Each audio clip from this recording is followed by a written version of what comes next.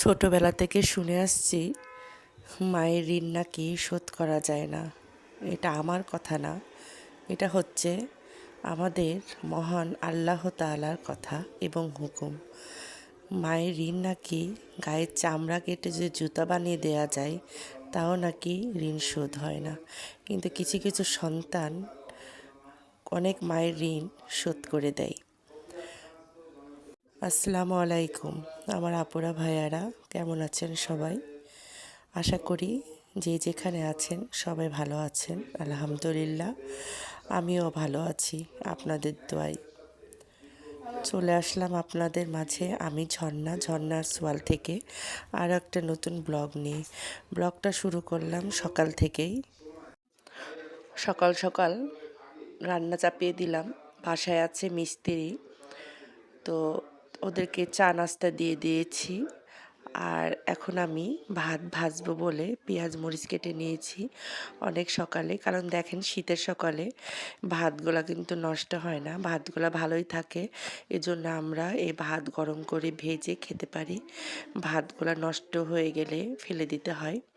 তো আমি কিন্তু ওইদিকে মাংস গরম করে রেখে দিয়েছি, এদিকে আমি ভাত ভাজবো বলে পেঁয়াজ ভেজে নিচ্ছি। ওইদিকে গাছ থেকে 2টা কাঁচামরিচ ছিঁড়ে নিয়ে এসেছিলাম, সেটা আপনাদের কাছে দেখালাম। এই ফাঁকে ভাতের ভিতরে আমি কিন্তু একটা ডিম দিয়ে, মানে পেঁয়াজের মধ্যে একটা ডিম দিয়ে দিলাম। তো এভাবে আমি ভাতটা ভাজি, টমেটো দিই, একটু গাজর দিই। তো আজকে শুধু ডিমটাই দিব। তো এইভাবে আমি কিন্তু ভাত ভাজি, আর এই ভাতটা খেতে কিন্তু খুব দারুণ লাগে, অনেক মজা লাগে।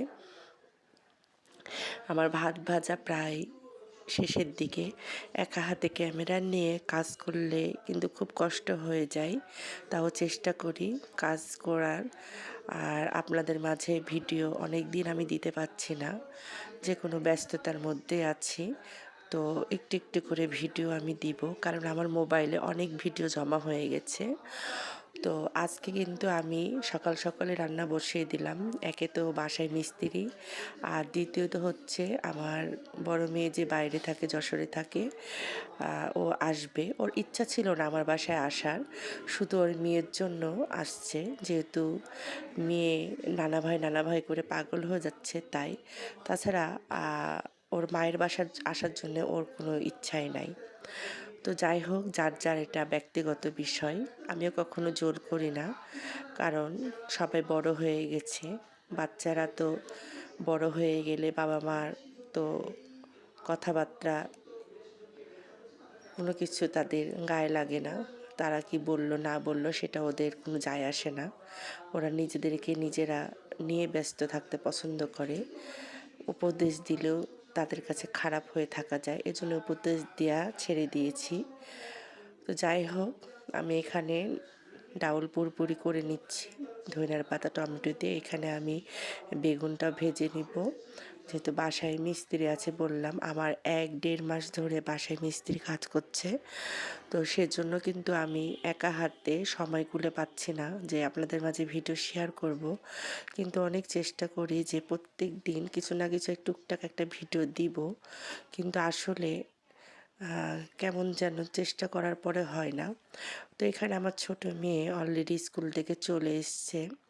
ও এখন ওর আমার নাতনির জন্য অপেক্ষা করছে যে কখন আসবে কখন আসবে। তো সে কিন্তু চলে এসছে, তাকে তার নানা নিতে গেছিলো স্টেশনে। তো এখানে ওকে নিয়ে খুব ব্যস্ত, কারণ হয়তো সবাই ভাবে যে আমার এই বান্ধবীকে আমরা কেউ ভালোবাসি না, কিন্তু শুরু থেকে এখন পর্যন্ত সঙ্গী হিসাবে কিন্তু আমরাই পাশে আছি। বিপদ বলেন, আনন্দ বলেন, বাচ্চাকে দেখাশোনা বলেন, সব কিছু কিন্তু আমরাই পাশে আছি।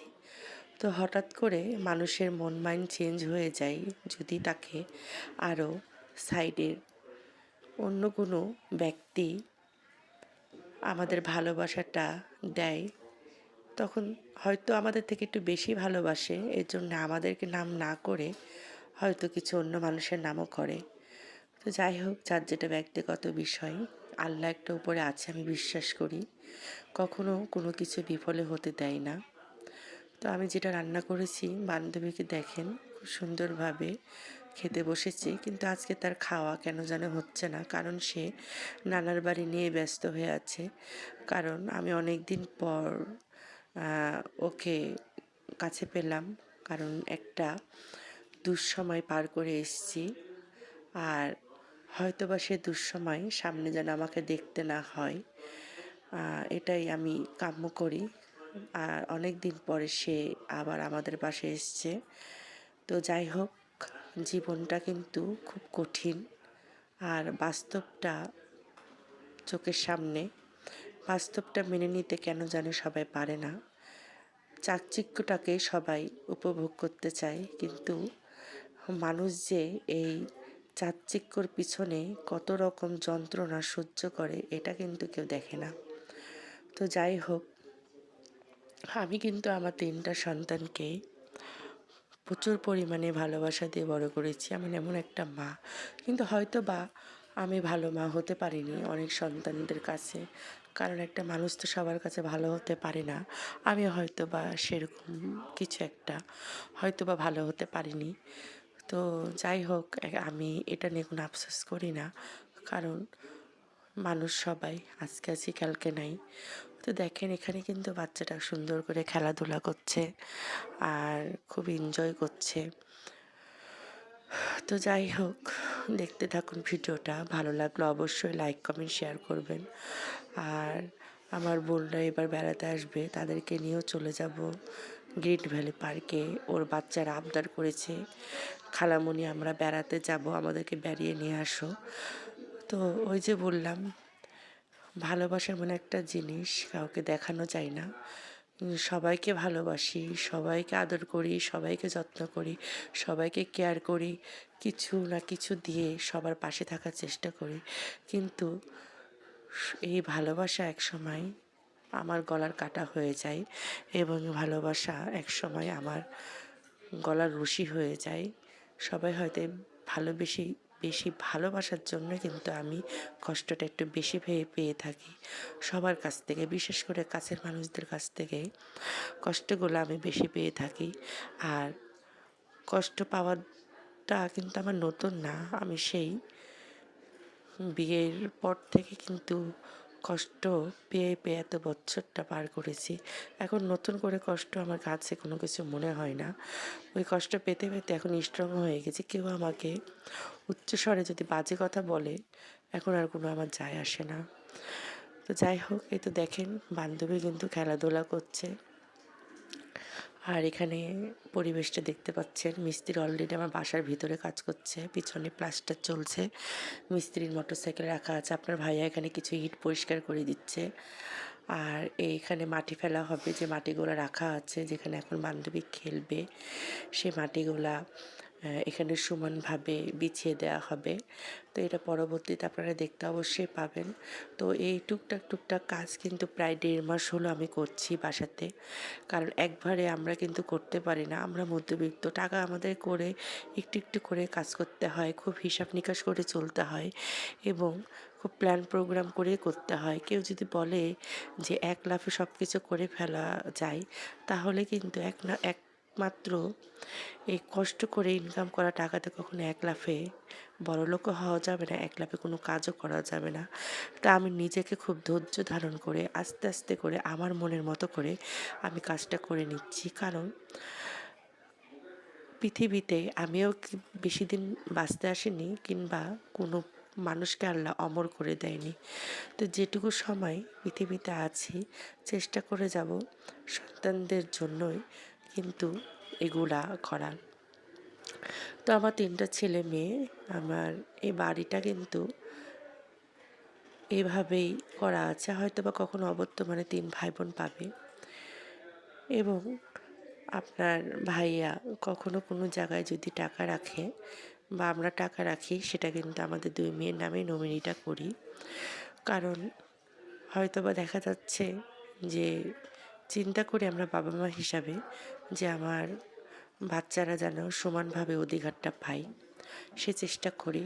কিন্তু অনেক সন্তানরা কিন্তু এগুলাতে ভুল বুঝে হয়তো খারাপভাবে বলে ফেলে যে আমাকে কি দিয়েছো, আমার জন্য কি করেছো, সব তো করেছো তোমার আর সন্তানদের জন্য, অন্য অন্য সন্তানদের জন্য।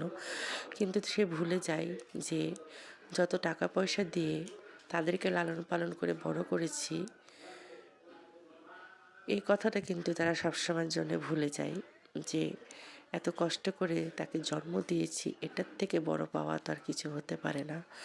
বুকের সাথে আগলিয়ে বড় করেছি, হেফাজত করেছি, তাদের দুঃখ কষ্টে পাশে থেকেছি, সযত্নে মানুষ করেছি। সেগুলো যখন সন্তানরা ভুলে যেয়ে খারাপ ব্যবহার আচরণ করে, তখনই কিন্তু প্রত্যেকটা বাবা মার মনটা খারাপ হয়ে যায়। তো যাই হোক, আল্লাহ সবাইকে হেদায়েত দান করুক, আর আল্লাহ যেন আমাকে ধৈর্য ধারণ ক্ষমতা দিক। কারণ সবসময়ের জন্য আমি একটা জিনিস ফেস করেছি, যে আমি প্রায় আমার এই বয়সের হয়তো অর্ধেক বয়সী আমি এরকম যন্ত্রণা ফেস করে এসেছি বলে আজকে আমি স্ট্রং।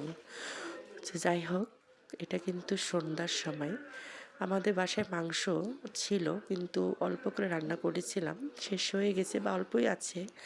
তো বাসায় হঠাৎ করে বড় মেয়ে আসার খবর শুনে আমার বড় ননদ দেখতে চলে এসছে। তো ছোট যে ননদের যে ছেলেটা আছে সে বলে উঠলো যে মাম্মি একটু মাংস রান্না করেন, আমার কেন জানে জ্বর আছে, ঝাল ঝাল করে দেন যেন আমি একটু খেয়ে আরাম পাই। আমার হাতের মাংস রান্না নাকি ওদের সবার ভালো লাগে।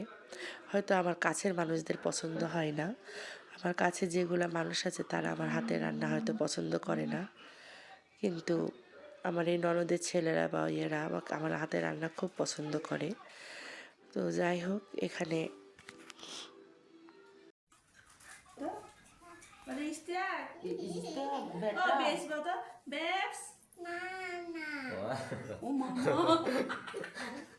বলো বেবস, দেখো বেবসকে দেখো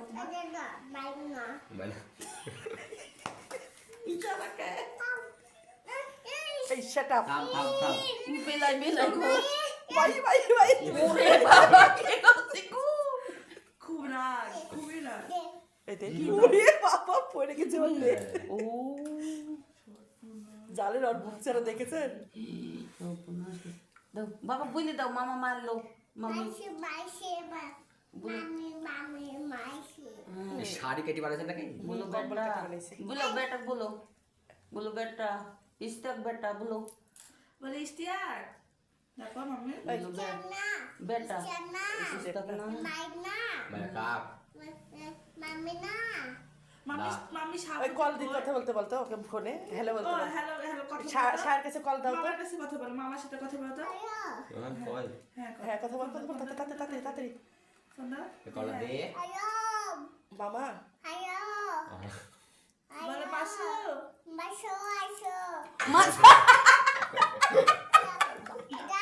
এই তো মাসো মাসো আসো আইসো। হ্যালো বলো, হ্যালো শাবুদ্দিন, বলো হ্যালো শাবুদ্দিন, বাই। এবার আবার শাবুদ্দিনকে ফোন দাও, এবার শাবুদ্দিনকে ফোন দাও তো মাম্মি, শাবুদ্দিনকে বলো শাবুদ্দিন, হ্যাঁ ফোন দাও শাবুদ্দিন, সাদা বাচ্চা শাবুদ্দিন বলে যে শাবুদ্দিন, বলো শাবুদ্দিন তোমার জ্বর হয়েছে, জ্বর আসছে তোমার, বাবা শুধু দাও তো।